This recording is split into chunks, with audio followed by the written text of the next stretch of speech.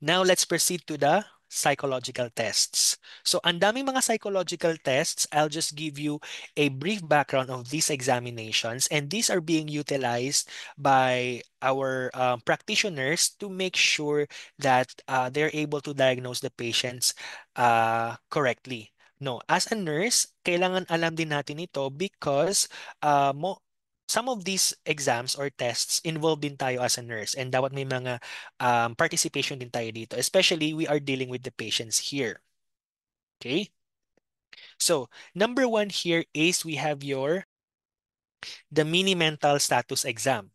Okay? Pag sinabi natin mini mental status exam, ang ginagawa natin dito is we measure or we check for the patient's orientation. Okay? Ano pa? Yung kanyang registration sa surroundings niya. Okay? Yung kanyang recall abilities on how he or she can recall events in his life. Okay, calculations. So yung kanyang mental aspect on how to calculate things. Okay, yung kanyang language. Okay, language aspect and yung motor skills. Okay, so this is the mini mental status examination, and this is a general ano siya, general test, general approach or general exam that is not specific to a certain mental condition. Okay, next is yung ating cognitive capacity screening examination. So ano tong cognitive capacity screening examination?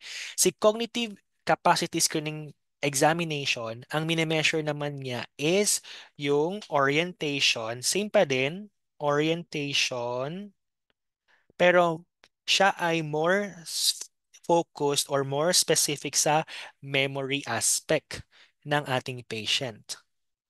Yung kanyang calculation or mathematical calculation aspect and yung language.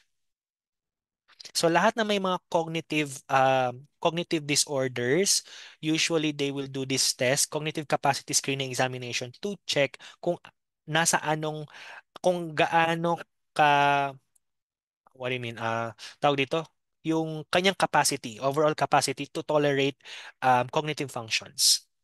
Okay? Next is we have your global deterioration scale. Si global deterioration scale naman, this is for dementia patients.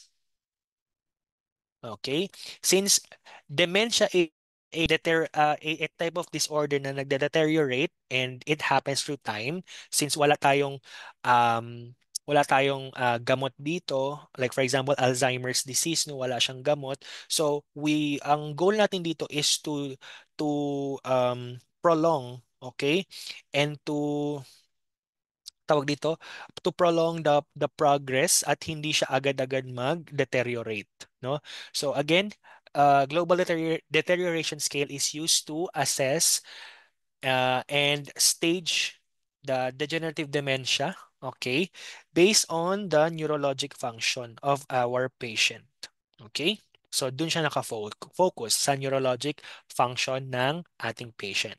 So, more on the memory, more on the basic skills, ADLs, etc.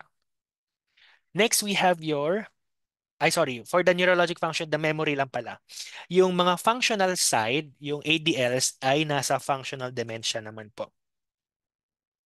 So, ang inassess natin dito yung kanyang ability to function and to perform activities of daily living. Okay? For Beck Depression Inventory, ginagamit po siya to diagnose depression. Okay? So, chinecheck natin dito yung severity ng depression and of course, yung response niya sa treatment. So, nandyan yan sa Beck Depression Inventory. Then, we have your eating attitudes test. Okay, from the word itself, ginagamit siya sa mga may eating or possible eating disorders like anorexia and bulimia. Okay. Next is we have your Minnesota Multiphasic Personality Inventory. So ito yung ginagamit natin to assess tawag dito, yung mga personality traits and ego functions in adults and adolescents. So mga personality traits. Pag may mga personality disorder or possible na may personality disorder yung patient natin, tapos ang patient is nasa adolescent to young adult, okay? So, ginagamit natin to. Ito yung ginagamit nating test sa kanila. Young adult. Okay. Next is we have your Michigan alcoholism screen test. So, ito naman ginagamit sa mga may alcoholism. Okay? Alcoholism.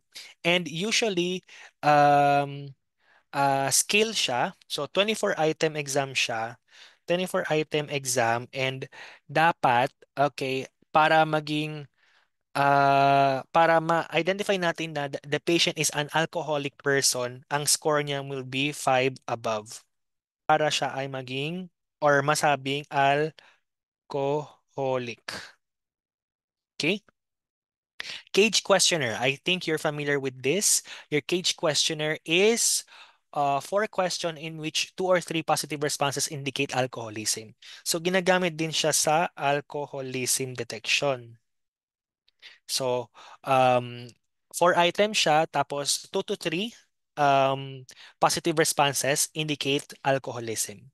Next, we have your cognitive cocaine addiction severity test and your cocaine assessment profile. Same siya na ginagamit for cocaine drug dependence or drug substance abuse test.